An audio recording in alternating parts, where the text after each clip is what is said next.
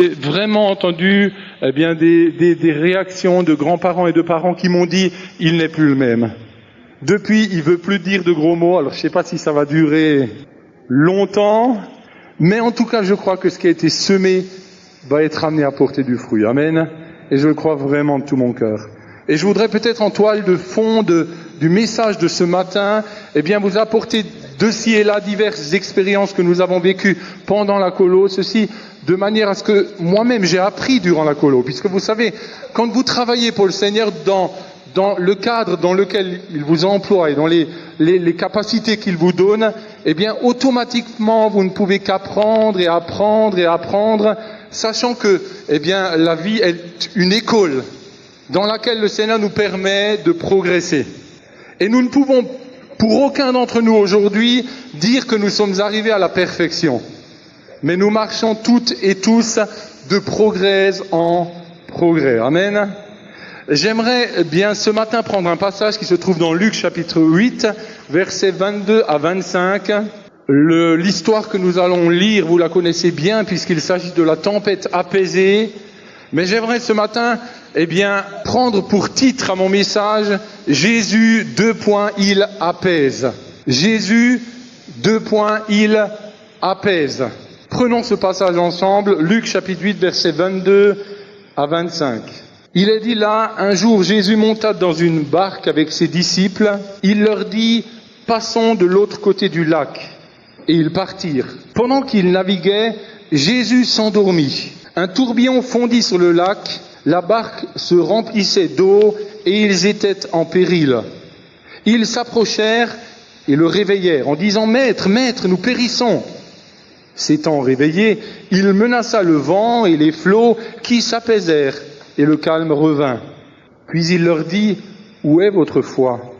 Saisis de frayeur et d'étonnement, ils se dirent les uns aux autres « Quel est donc celui-ci qui commande même au vent et à l'eau et à qui ils obéissent ?» Jusqu'ici. L'histoire que nous venons de lire ce matin est l'histoire d'une tempête. Moment difficile que vivaient les disciples qui accompagnaient Jésus dans son pèlerinage.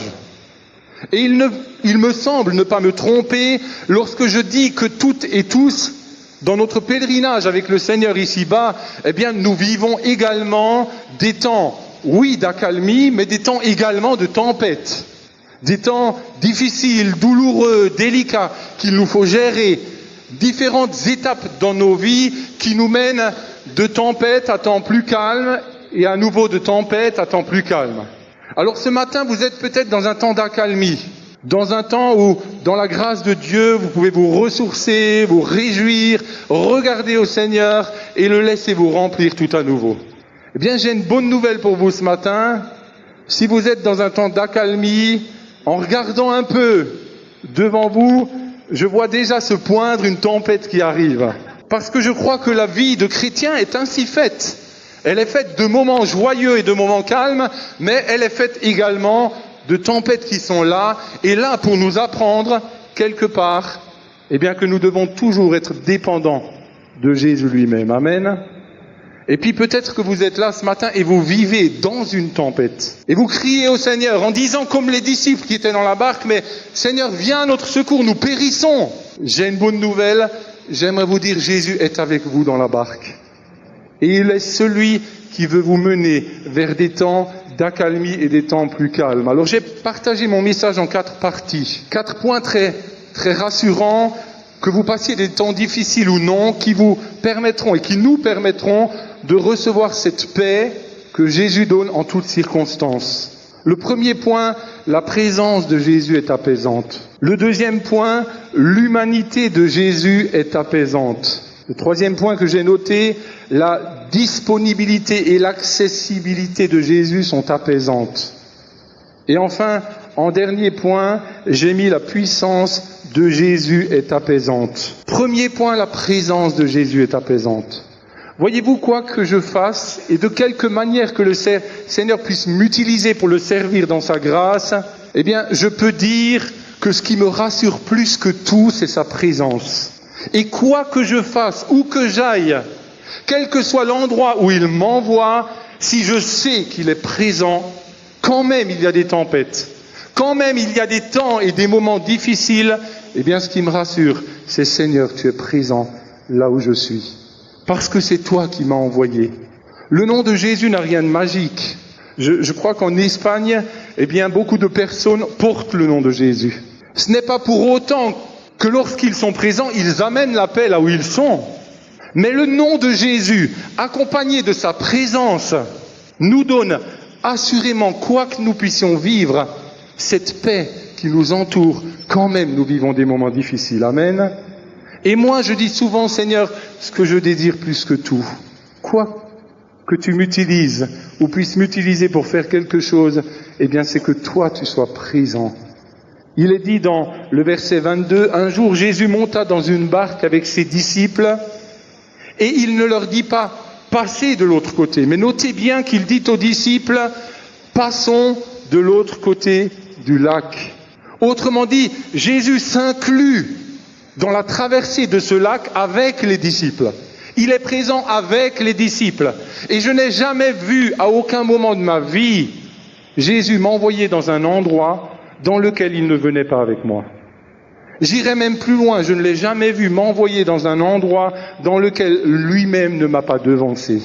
Et lorsque vous avez l'assurance que là où vous allez, il vous devance, alors vous avez l'assurance que le terrain, il le prépare, il l'aplanit, aussi difficile soit-il, et quand même, sur le terrain, vous vivez des difficultés. Vous avez cette assurance, Jésus, qu'importe si je vis des difficultés, je sais que tu es là, je sais que tu me devances dans le travail, et je sais si tu me devances que je peux être paisible, même si je vis des difficultés. Nous avons chanté tout à l'heure, Jésus avec les enfants est le rocher de ma vie. Et moi, je veux de tout cœur chanter avec les enfants, il est le rocher de ma vie.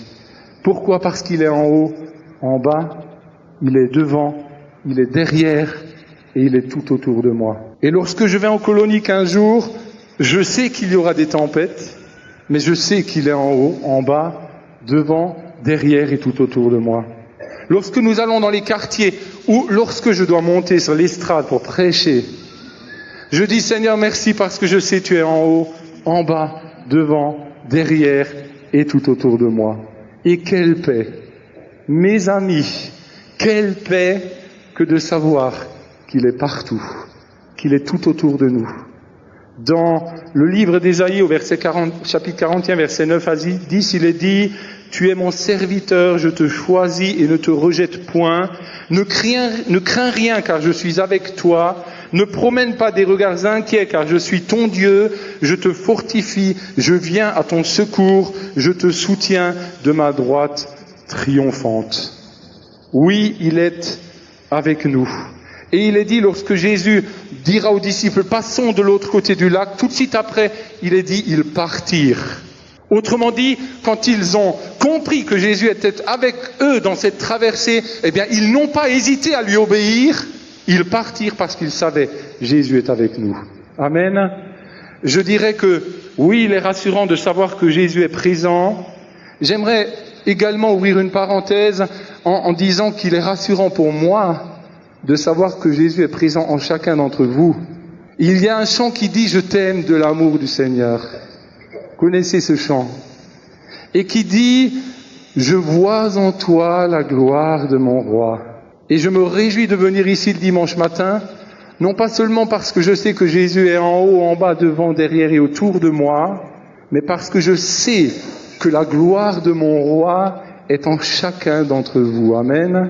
Et lorsque je vous regarde, je vois en vous la gloire de mon roi. Et pour moi, c'est rassurant. Vous savez, lorsque je pars en colo et que vient l'heure de midi, je ne m'inquiète pas de savoir ce que je vais manger à midi. Parce que je vois en les capacités que le Seigneur a mis à mon frère Francis et à l'équipe qui a travaillé avec lui, eh bien, je vois la gloire de mon roi. Et je goûte à midi la gloire de mon roi. Je n'ai pas à m'inquiéter lorsqu'il faut pendant les cultes, eh bien, louer le Seigneur.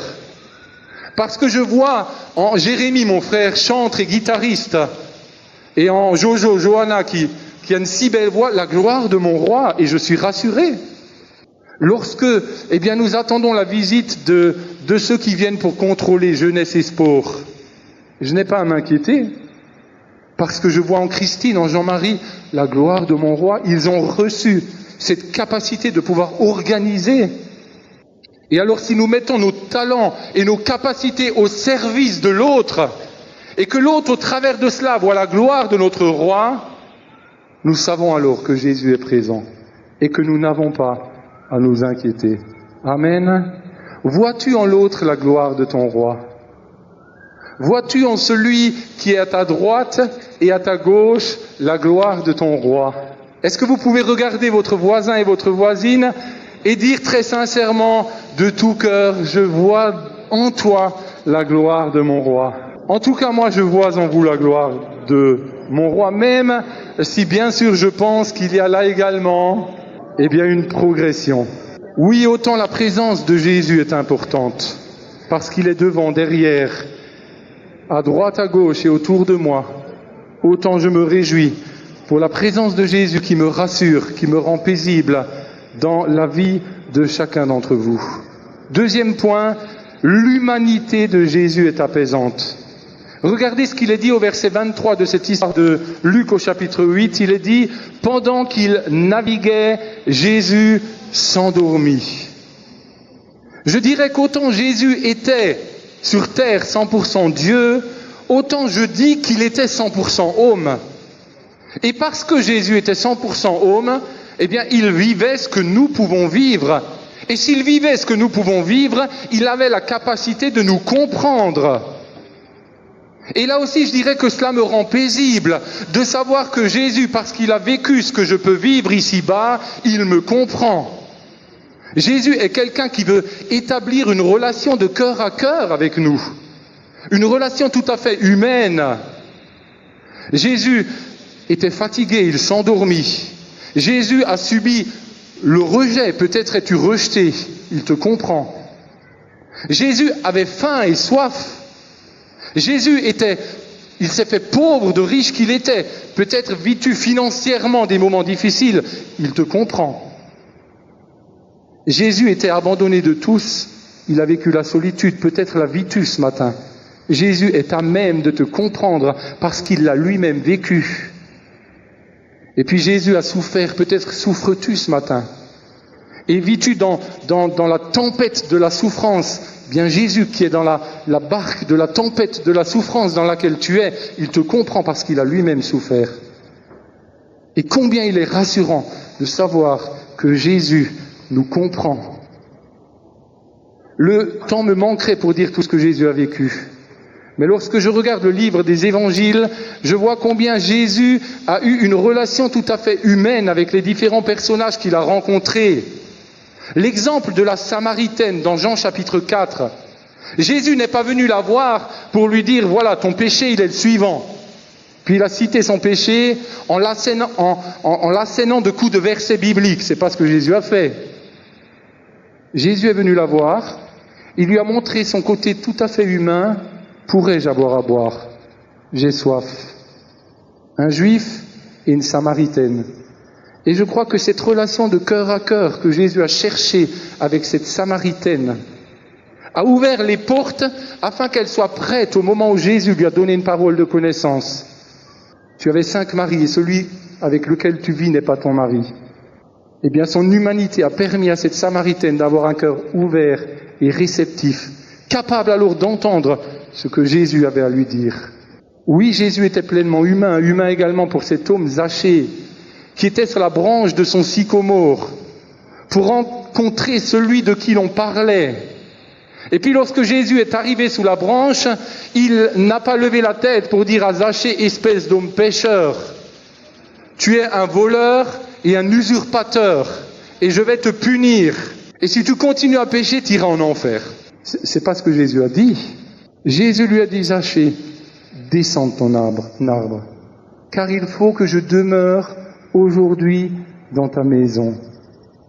Je n'ai pas vu un seul instant Jésus prêcher l'évangile à coups de versets bibliques lorsqu'il a rencontré Zachée. Mais j'ai vu Jésus établir avec Zachée une relation de cœur à cœur. Et parce que Jésus a établi avec Zachée une relation de cœur à cœur, quand même il n'a pas parlé de l'évangile tout au moins avec ses mots, bien qu'avec son comportement il était, l'évangile même incarné. Cet homme, Zachée, a été convaincu de péché et a dit, voilà, je donne aux pauvres la moitié de mes biens, et si j'ai fait du tort à quelqu'un, je lui donne 4 fois plus. Zachée a été touché par l'humanité de Jésus. Et puis Jésus était également aux noces de Cana, un homme qui savait s'amuser, rigoler, entre guillemets, s'éclater avec les autres.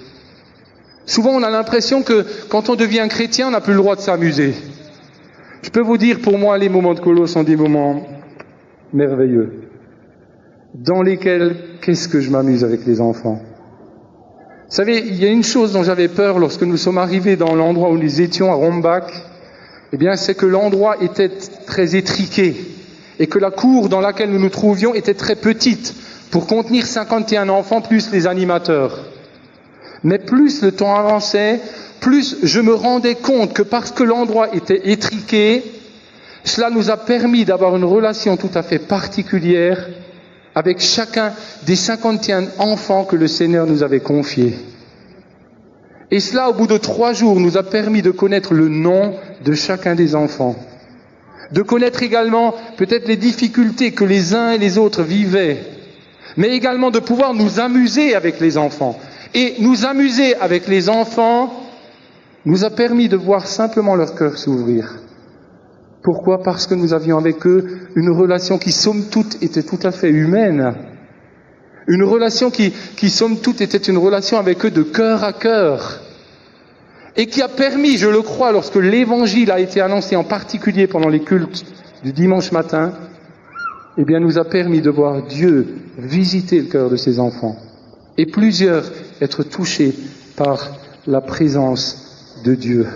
Sommes-nous humains dans notre relation avec les autres? Sommes-nous capables de plaisanter, de nous amuser, de nous réjouir? Avons-nous la capacité de demander à celui qui est à côté de nous quel est ton nom, quand même il est différent de nous? Lorsque nous avons terminé la colo dans la nuit de lundi à mardi, vous savez, en général, quand on finit la colo, on s'éclate beaucoup avec les animateurs. Alors certains passent tout habillés dans la baignoire. Moi, j'étais à 00h30 du matin dans les escaliers de la sortie de secours, trempé et rempli de mousse à raser. J'ai rarement rigolé autant. Et à un moment, lorsque je regardais ceux qui s'amusaient à me badigeonner de mousse à raser, je disais, mais Seigneur, même en eux, je vois la gloire de mon roi. Pourquoi ? Parce qu'ils ont la capacité, tout en t'aimant, de manifester leur joie de cette manière-là. Alors, ce que je veux dire, c'est que ne sortez pas de ce lieu en vous badigeonnant de mousse à raser, hein. C'est pas ce que je veux dire. Mais je crois que nous devons avoir la capacité de rester humains et de pouvoir voir en l'autre la gloire de notre roi, non pas seulement dans sa capacité à nous réciter des versets bibliques l'un après l'autre. C'est très bien de pouvoir le faire. Et il est important de pouvoir le faire. Mais je crois que nous devons également voir la gloire de notre roi dans l'humanité des uns et des autres. Amen. Et alors, les uns et les autres, je le crois, seront touchés. J'étais l'autre jour au Coteau et j'avais un rendez-vous, j'étais un peu plus tôt que d'habitude. Et alors je me suis dit, je vais boire un café dans une terrasse là-bas et je vais lire un petit peu. Et puis voilà qu'en face de moi, sur un banc, c'était un salon de thé très chic, se trouvaient 4-5 SDF. Des gens qui apparemment avaient dormi dehors toute la nuit, étaient en habits pauvres. Et je me suis dit, mais tiens, pourquoi pas les inviter à boire un café dans le salon de thé? Alors je me suis levé, j'ai dit, écoutez, je voudrais vous proposer peut-être de boire un café avec moi, si vous le désirez. Alors bien sûr, ils étaient étonnés, mais contents. Alors ils sont venus dans le salon de thé avec moi. Je vous explique pas les yeux de la serveuse. Qu'est-ce qu'il me fait celui-là? Mais nous avons pu, au travers de cette relation de cœur à cœur, un simple café offert à des personnes qui peut-être n'en avaient pas l'habitude, voir que finalement, vivant dans notre monde au milieu de la terre où nous vivons, mais que nous sommes de ceux, à plus juste raison, ayant la capacité de vivre une relation avec les autres de cœur à cœur. Amen. Je suis actuellement, lorsque je passe devant les feux rouges, vous savez, il y a plusieurs personnes qui demandent des sous, qui veulent laver la voiture, etc. Je suis en ce moment en train d'établir une relation avec un homme, sans lui parler de Jésus, mais simplement en m'intéressant à lui. En lui disant semaine après semaine, comme je passe régulièrement dans le même endroit, comment tu vas? Et puis petit à petit, il est en train de dévoiler ce qu'il vit, me disant qu'il était à l'hôpital, qu'il allait se faire opérer. Et simplement dans cette relation de cœur à cœur, eh bien j'ai pu lui dire, mais écoute, je vais prier pour toi, ou que Dieu te bénisse. Êtes-vous prêt à établir avec les autres cette relation de cœur à cœur? Je lisais dernièrement un livre que j'aimerais vous conseiller, qui est le livre d'un homme qui a donné sa vie pour les enfants pauvres en Inde et en particulier dans une ville très pauvre de l'Inde qui est Calcutta. Ce livre s'appelle « La compassion d'un homme ». En général, quand un livre me fait pleurer, j'estime que c'est un bon livre. Et je peux vous dire que, hormis la Bible et certains livres, peu de livres ont fait pleurer. Bien, je vous conseille ce livre. Alors, ne vous précipitez pas dans la librairie à la fin du culte, il n'est pas encore là. Nous avons demandé qu'il le commande. Ce livre, c'est la compassion d'un homme. Et j'aimerais juste vous lire le résumé de ce livre. Chaque chapitre de ce livre, chaque titre de chapitre de ce livre, c'est le nom d'un enfant pour lequel cet homme a eu compassion. Et qu'il a retiré de la boue du péché en l'amenant à la personne de Jésus. Il est dit, les rues de Calcutta pullulent de pauvres, de malades et de drogués. Mark Buntain, missionnaire en Inde, refusa de se laisser submerger par les besoins pressants qui l'entouraient. Cet homme de prière et d'action décida un jour d'atteindre sa ville en perdition en s'occupant d'une personne à la fois. Il n'est pas dit d'une grande foule, il est dit d'une personne à la fois. Les circonstances les plus inhabituelles lui ont permis de croiser toutes sortes de gens, des enfants livrés à eux-mêmes, des toxicomanes, des voleurs, des sorciers, des malades et des mourants. Mais il n'a jamais manqué de leur manifester l'amour et la compassion de Jésus-Christ. Je vous conseille ce livre. C'est un livre qui nous montre l'humanité d'un homme qui, rempli par l'amour de Jésus, a su se faire de toutes à tous. Troisième point, la disponibilité et l'accessibilité de Jésus sont apaisantes. Au verset 24, il est dit, ils s'approchèrent et le réveillèrent. J'aimerais vous dire que bien que Jésus soit fils de Dieu, roi des rois, il veut se laisser réveiller par quiconque d'entre vous le cherche de tout son cœur. Et il est apaisant dans n'importe quelle situation de savoir que Jésus n'est pas pris à droite et à gauche, mais il peut s'occuper de vous à n'importe quel moment. Je me suis rendu compte dans ma vie en tant que chrétien, voulant avancer avec le Seigneur, eh bien que Jésus avait un agenda à mon nom. Et quand dans l'agenda qu'il possédait, qui était à mon nom, il ne prenait que des rendez-vous avec moi. Et j'aimerais dire par là que Jésus a un agenda sur lequel il y a le nom de chacun d'entre vous. Jésus est toujours disponible. Et à partir du moment où par votre insistance, votre prière, vous le cherchez de tout votre cœur, et en particulier lorsque vous vivez une tempête, j'aimerais vous dire, il sera toujours disponible pour vous. Si aujourd'hui vous désirez recevoir un rendez-vous avec celui qui en finalité n'est que Monsieur le Président de la République, Monsieur Jacques Chirac, j'ai fort à penser que vous ne puissiez jamais obtenir de rendez-vous avec lui. Mais si par chance vous obteniez un rendez-vous avec lui, il vous faudra probablement passer au préalable par plusieurs intermédiaires. Et en tout cas, il vous faudra vous adapter à son emploi du temps, à lui, et non pas lui à votre emploi du temps. Mais lorsque nous prenons rendez-vous avec Jésus, nous n'avons ni besoin d'intermédiaire, ni besoin de croire, eh bien que nous avons besoin d'adapter notre emploi du temps au sien. Parce que ce que Jésus désire plus que tout, c'est avoir un rendez-vous avec nous, à n'importe quel moment de la journée, pour n'importe quelle raison. Ceci, et Jésus honorera toujours les rendez-vous qu'il a avec nous, afin de nous rendre paisibles en toute situation que nous pouvons vivre. Amen. Oui, Jésus est disponible et accessible. Puis-je ouvrir une parenthèse en vous demandant simplement, êtes-vous vous-même disponible et accessible pour les autres? Je veux même aller plus loin dans ma question. Je me la suis posée à moi-même. Êtes-vous disponible et accessible pour les personnes qui sont différentes de vous, qui ne marchent pas forcément dans le sens dans lequel vous marchez, qui n'ont pas forcément les mêmes idées que vous, qui n'ont pas forcément le même physique que vous, qui n'ont pas forcément le même rang social que vous? Ou est-ce que le fait que les personnes soient différentes de vous crée des tempêtes dans votre vie?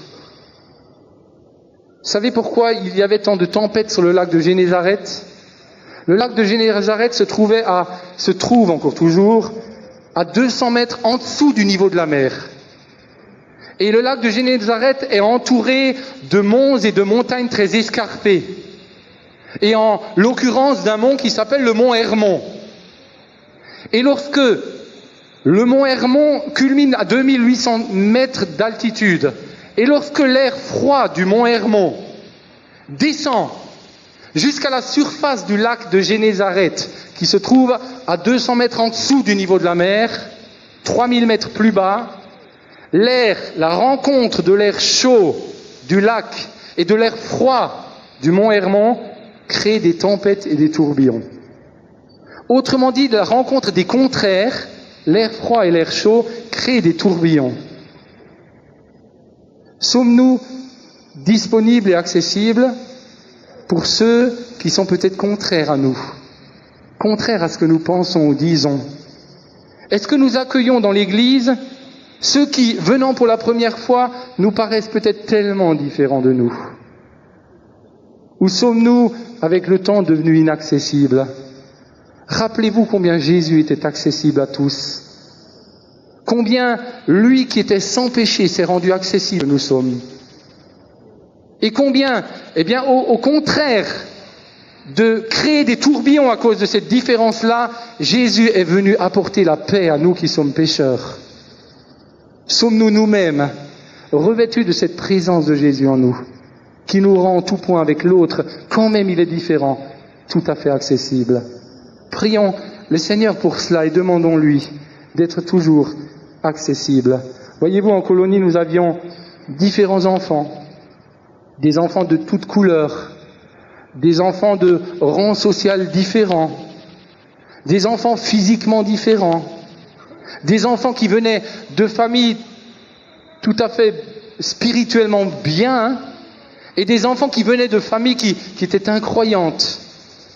Et cela faisait tout un mélange de différences. Et souvent, on le ressentait dans la capacité de l'enfant de blesser l'autre. Vous savez, on voit mieux que jamais la nature humaine lorsqu'on écoute des fois les réflexions d'enfants. Mais je me suis réjoui de ce que Dieu, 15 jours, ait pu réunir ces enfants tellement différents pour les amener dans une même direction, dans une même barque. Et dans un même désir de permettre à ces enfants de rencontrer le Seigneur. Nous avions avec nous une jeune fille, 11 ans je crois, qui était physiquement tout à fait différente des autres. Je dirais même un peu rejetée, ayant un regard posé sur elle qui était un peu un regard difficile. Et alors nous nous sommes amusés avec elle, nous nous sommes réjouis, et au fur et à mesure que la colo passait, elle se voyait être acceptée malgré sa différence. Et à la fin de la colo, elle nous fera la réflexion suivante. Elle viendra nous voir en nous disant, vous savez, vraiment je vous aime de tout mon cœur. Une fille inconvertie. Et elle nous regardera dans les yeux en disant, mais voyez-vous, il y a une chose que j'ai comprise. C'est que Jésus m'aime. Et maintenant je le connais. Amen. Et si nous avons cette capacité d'être porteurs de la personne de Jésus en nous, et d'aimer les gens qui sont différents, alors ce n'est plus forcément nous qu'ils verront, mais c'est l'amour et la personne de Jésus qu'ils verront en nous. Et ils verront, au travers des forces que Jésus nous donne, que nous serons capables d'aimer les gens quand même ils sont différents de nous. Amen. Rendez-vous accessible aux autres. Et savoir que Jésus est toujours accessible, eh bien, m'apaise dans toutes les situations. 4e et dernier point, la puissance de Jésus est apaisante. Il est dit au verset 24, s'étant réveillé, il menaça le vent et les flots qui s'apaisèrent et le calme revint. Nous avons besoin de la puissance de Jésus. Besoin d'être certain qu'il est toujours présent. Besoin d'être certain qu'il nous aime malgré nos différences. Besoin d'être certain qu'il établit avec nous une relation de cœur à cœur, mais besoin également de savoir qu'il est tout-puissant et que si Jésus est avec nous, qui sera contre nous? Vous avez certainement tous vécu déjà des situations où vous aviez besoin de la puissance de Jésus à l'œuvre. Je ne rentrerai pas dans les détails, mais durant le temps de Colo, eh bien, nous avons vécu des situations dans lesquelles nous avions vraiment besoin de la puissance de Jésus. Et je peux dire avec assurance que Jésus a manifesté sa puissance, est intervenu dans les vies. Amen. Peut-être êtes-vous venu dans ce lieu et vous avez besoin de permettre à Jésus de manifester sa puissance. J'aimerais vous dire, il est avec vous dans votre traversée, dans le moment difficile que vous vivez, et à un moment ou à un autre, il manifestera sa puissance dans votre vie. Amen. Plusieurs dans les évangiles ont vécu la puissance de Dieu. Voyez-vous, Jésus n'a pas reproché aux disciples de l'avoir réveillé. Jésus a reproché aux disciples de n'avoir pas eu une foi suffisante, leur permettant de se reposer sur le fait que Jésus avait suffisamment de puissance pour calmer les vents et maîtriser la tempête. Jésus ne nous reprochera jamais de l'embêter ou de le réveiller. D'ailleurs, lorsque nous prierons et le chercherons, jamais nous ne le dérangerons. Mais Jésus pourra peut-être, à un moment ou à un autre, dans la difficulté dans laquelle nous nous trouvons, nous demander, comme il a demandé aux disciples, où est votre foi? Celle qui se repose dans le fait de croire que j'ai la capacité et la puissance de vous permettre de sortir de la difficulté dans laquelle vous vous trouvez. Je voyais tout à l'heure Jérémie, et c'est vrai que c'est un témoignage qu'on a souvent donné, j'ai eu d'ailleurs l'occasion de le donner quand nous étions en colo. Lorsque je voyais Jérémie avec sa mâchoire enflée, son visage défiguré, et lorsque nous avons prié pour lui, j'ai dit, mais Seigneur, il n'y a que ta puissance qui peut intervenir. Plus tard, le diagnostic d'un médecin disait qu'à 100% les enfants atteints de cet âge-là, d'un cancer de la mâchoire, ne peuvent vivre et survivre à leur maladie. Nous avions là besoin de toute la puissance de Dieu. Et Dieu est intervenu. Et je me réjouis de voir aujourd'hui combien Jérémie est un petit miraculé. Et combien il a vécu dans sa vie toute la puissance de Dieu. Amen. Comptons sur la puissance de Dieu parce qu'elle est pleinement apaisante où que nous nous trouvions. En conclusion, c'est également quelque chose que nous avions déjà dit, mais ce sont plusieurs enfants qui avaient été chargés par leur professeur de faire un dessin concernant la paix. Et le professeur leur dira, bien, dessinez-moi ce que vous voulez, pourvu que cela représente la paix, quelque chose de paisible. Et alors, pendant que les enfants dessinaient, le professeur passait dans les rangs, et voilà qu'il regarde le premier dessin. Une vache dans un pré qui broutait tranquillement de l'herbe, avec un ciel bleu, des nuages, quelques petits nuages blancs, et le professeur de dire à cet enfant, très bien, effectivement, cela représente pour moi ce que veut dire la paix. Voilà qu'il arrive auprès d'un second élève qui dessinait, lui, un bateau sur une mer très calme, avec un ciel également bleu, sans vagues, sans vent. Et le professeur de lui dire, bien effectivement, je trouve que ton dessin représente très bien la paix. Et voilà qu'il arrive auprès d'un élève qui, lui, dessinait sur sa feuille une pluie qui tombait à verse, qui dessinait un vent très fort et qui dessinait là une image très noire avec des nuages très gris. Et le professeur de lui dire, excuse-moi, mon petit Albert, mais je comprends pas bien ce que peut vouloir représenter la paix dans ton dessin. Et Albert de lui dire, bien attendez, je termine mon dessin. Et voilà qu'il dessine un arbre au milieu de cette tempête. Dans cet arbre, un nid dans lequel se trouvaient des oiseaux qui, alors que la tempête était là, dormaient paisiblement. Amen. Voilà ce qui, pour nous, doit représenter la paix. Malgré la tempête, malgré les difficultés, malgré ce que nous pouvons vivre, si nous faisons confiance en celui qui, premièrement, est toujours présent, dans la mesure où nous sommes là où il le désire, qui, deuxièmement, a la capacité d'établir avec nous une relation de cœur à cœur, parce qu'il est humain et nous comprend, qui, troisièmement, est toujours accessible et disponible, et qui, enfin, a la puissance nécessaire pour intervenir, quelle que soit notre difficulté. Si ce Jésus la vit dans notre cœur, alors, quelle que soit la tempête que nous vivions, nous serons toujours apaisés. Amen. Il est dit dans le psaume chapitre 107, versets 28 à 31, « Dans leur détresse, ils crièrent à l'Éternel et il les délivra de leurs angoisses. Il arrêta la tempête, ramena le calme et les ondes se turent.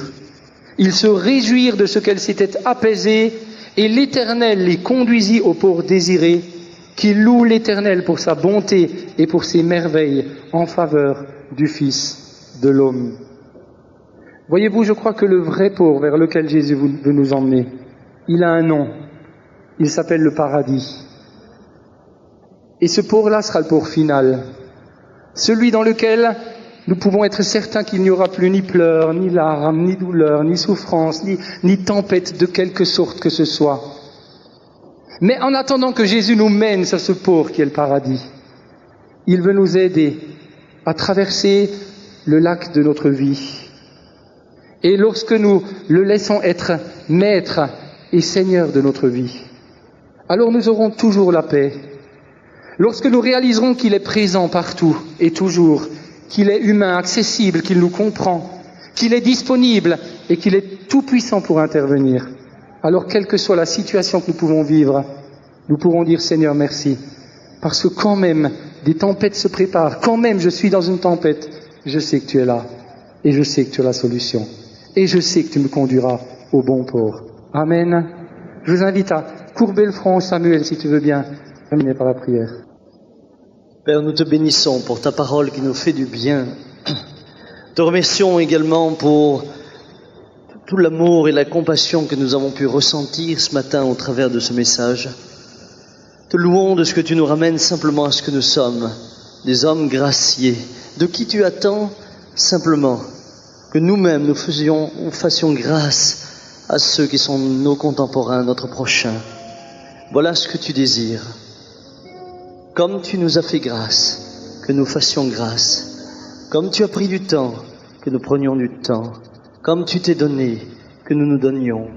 En un mot, le disciple n'est pas plus grand que son maître, mais tout disciple accompli sera comme son maître.